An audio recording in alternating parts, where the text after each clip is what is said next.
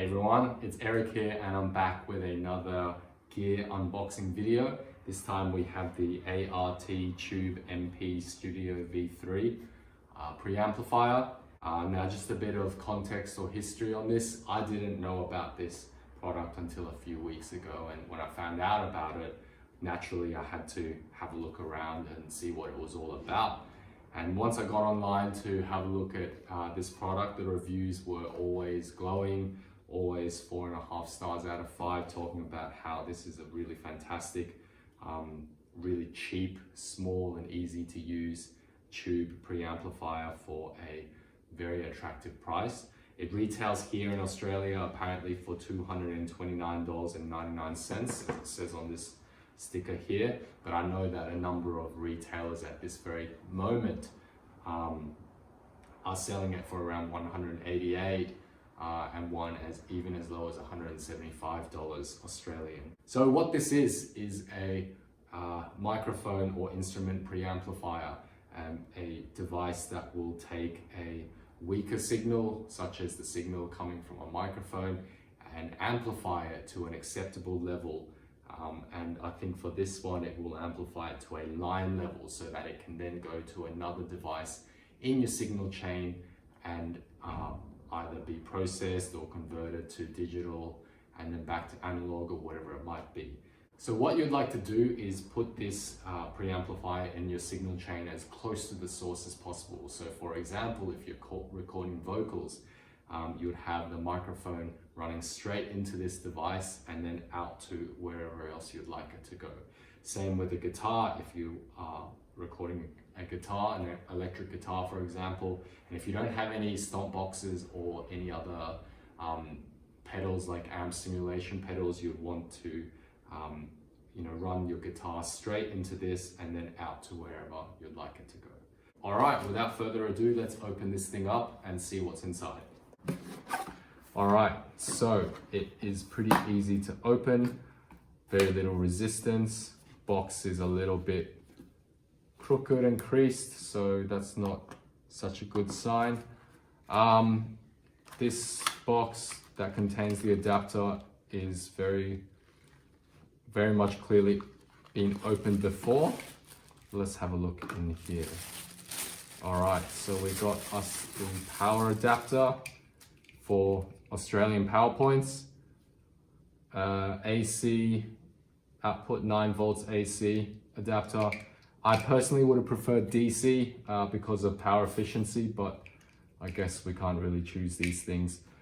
All right, so putting this aside, here's the actual preamp. All right, so it looks like the bubble wrap has done its job. Let's go ahead and open this up. So, right off the bat, what I notice is that this feels like a very solidly constructed preamplifier. Pretty solid machine, solid device. Stainless steel chassis, got knobs in all the right places. So up the top here, we've got our 9 volt AC power source here, and output, let's go from the left actually, or my left. Input 1/4 inch TRS cable for your instruments, like your electric guitar or bass guitar. And then we have a 3-pin XLR cable input for your condenser microphones or dynamic microphones or any kind of microphone. Here, right next to it, we've got our output. So we've got our balanced XLR output and our 1/4 inch jack output as well. I'm aware that there are 2 different inputs here, one 1/4 inch jack and one XLR cable. So of course you can put in both sources at the same time. You can, for example, plug in an electric guitar and your condenser microphone at the same time, but there would only be one output source. So even if you use both of these, they will output the sum signal of both of these inputs.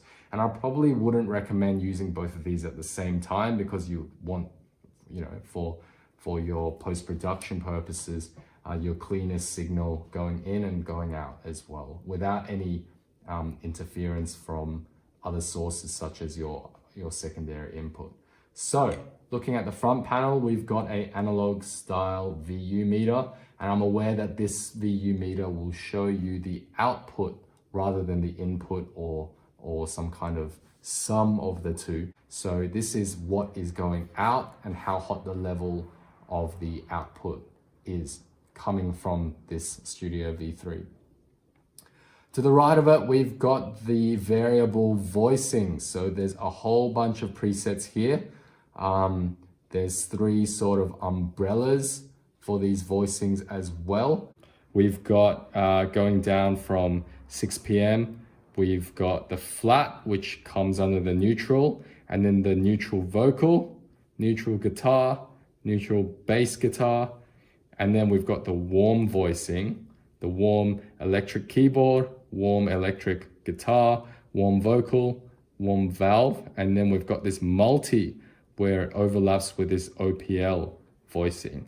So the OPL stands for output protection limiting, and I understand that this is some kind of circuit limiter for to limit signals coming out of the output to ensure that they don't pass the 0 decibel threshold and therefore clip and cause some distortion that's unwanted in your signal chain as this goes out to your other devices further down the signal chain.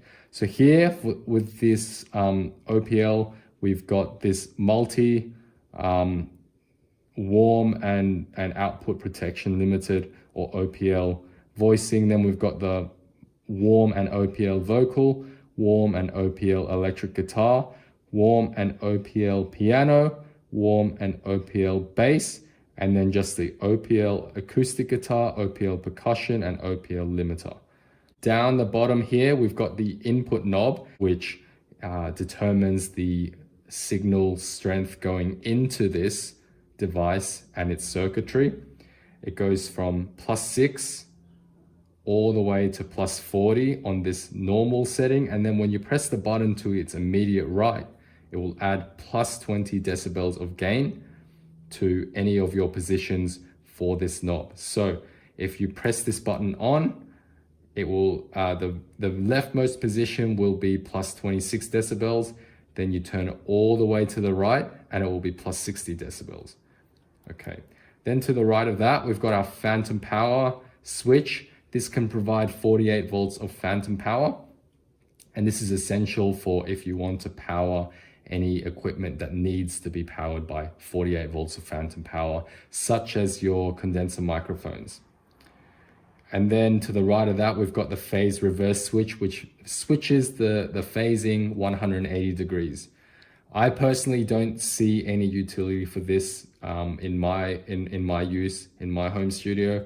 I can't imagine, having the need to reverse this switch. Perhaps if you were using two different microphones on the same source and only one of these microphones was going through this preamp, and then you might have some phasing issues when you get those two recorded tracks. You'd turn this on and then record through this to fix those phasing issues. But again, even if you have phasing issues, you can always fix it later in post-production in software anyway. So I don't really see personally any need for this. Perhaps if you were playing live, then you'd probably want this if you weren't able to fix the phase elsewhere down the signal chain.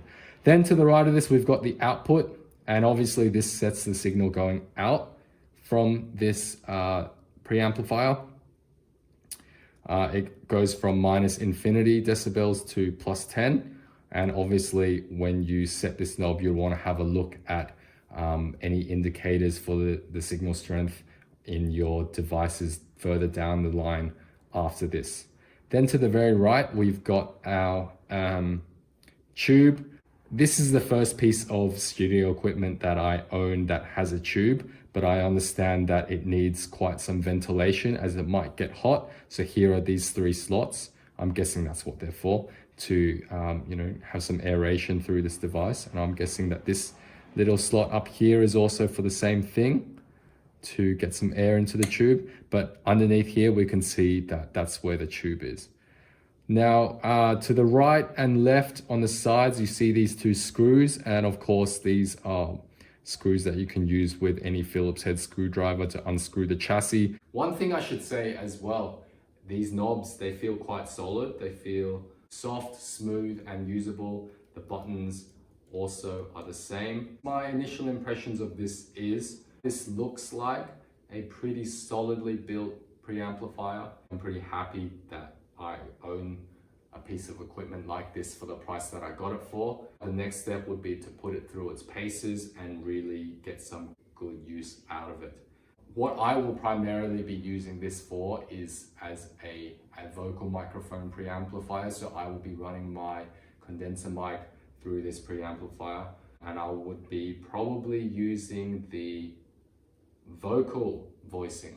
I think that's pretty much it. Stay tuned. I'm going to be doing a video soon where I really put this thing through its paces and I test it out using different sources. I'll be doing a demonstration on just how hard I can drive this thing and what kind of sounds it can get. So stay tuned and I'll see you guys soon.